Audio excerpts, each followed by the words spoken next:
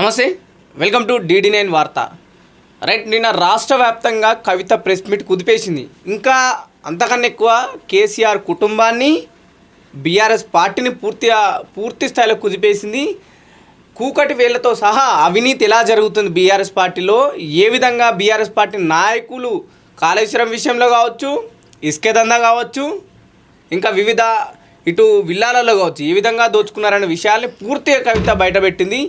ఎక్కడ లేనివాడు, అంటే పూర్తిగా చెప్పులకు గతి లేనివాడు కూడా ఈరోజు మోకిల్లాలో 700 కోట్లకు పైగా విల్లాలు అమ్మడం ఎక్కడి నుంచి వచ్చింది, ఇదంతా కేసీఆర్ గారి సహకారంతోనే అని చెప్పిందా, లేకుంటే కేసీఆర్ గారిని అడ్డు పెట్టుకుని వీళ్ళు సంపాదించిందని చెప్పింది అర్థం కాలేదు. కానీ పూర్తిగా ఒకవైపు పార్టీలో ఉన్న నాయకులు విమర్శిస్తూనే కేసీఆర్ని తిట్టడం జరిగింది. అంటే కేసీఆర్ పైన భుజం మీద తుపాకీ పెట్టి పూర్తిగా ఆ పార్టీలో ఉన్న కీలకమైన నాయకుల్ని కాల్చడం జరిగింది. ఇంకోటి ప్రధానంగా తీసుకొచ్చిన అంశం, గతంలో కేసీఆర్ ఏదైతే తెలంగాణ వచ్చిన తర్వాత ఒక పదం అందుకున్నాడు, బంగారు తెలంగాణ అని. ఇంకా మనకు భౌగోళికంగా తెలంగాణ వచ్చింది, బంగారు తెలంగాణ ఎక్కడ రాలేదు, కేవలం హరీష్ రావు, సంతోష్ రావు ఇంట్లో బంగారం ఉంటేనే మనకు బంగారు తెలంగాణ వచ్చినట్టు అని చెప్పేసి కూడా ప్రధానంగా వార్త చేసింది. అంటే ఇక్కడ ఈ మాటని చూస్తే పూర్తిగా మనకు అర్థమవుతుంది, కవిత కేసీఆర్ని కూడా విమర్శించింది అని చెప్పేసి కూడా బంగారు తెలంగాణ ఏదైతే ఈ పదాన్ని కూడా విమర్శించినట్టుగా ప్రధానంగా అనిపిస్తుంది. సో ఒకసారి పూర్తిగా ఆ వార్త గురించి తెలుసుకునే ప్రయత్నం అయితే. అయితే నిన్న కవిత మాట్లాడింది ఒకటి గమనించినవాడు, కేసీఆర్ భుజం మీద పెట్టినట్లు అనిపించలేదు, ఆమె భుజం మీద పెట్టుకునే కేసీఆర్ కాల్చేసింది ఒక రకంగా.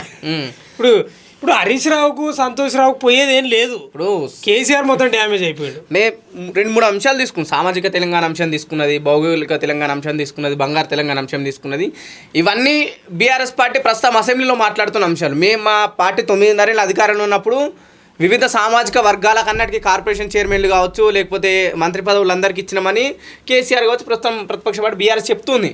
అంటే నిన్న కవిత ఒప్పుకున్నది తెలుసా, సామాజిక తెలంగాణ లేదు, ఏం లేదు, మన్ను లేదు, బొందలేదు, భౌగోళిక తెలంగాణనే వచ్చింది. గత 10 ఏళ్ల క్రితం సామాజిక తెలంగాణ రాలేదని ఒప్పుకున్నది.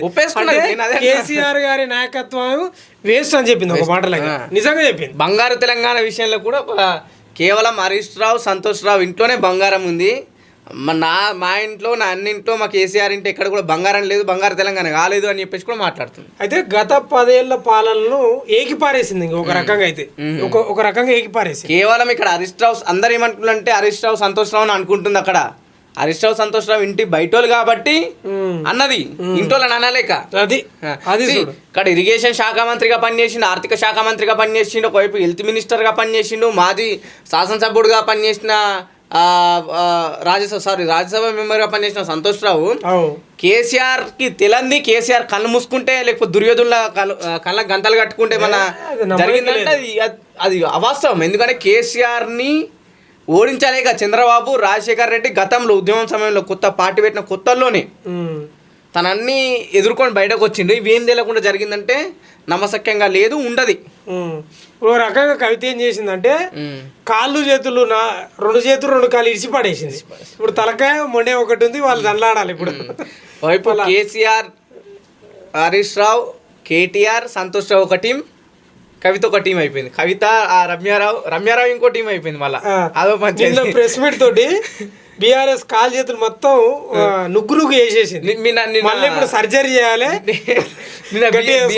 బీఆర్ఎస్ వాళ్ళు కొంతమంది రియాక్ట్ అయ్యారు. మాజీ వ్యవసాయ శాఖ మంత్రి సింగిరెడ్డి రెడ్డి మాట్లాడారు.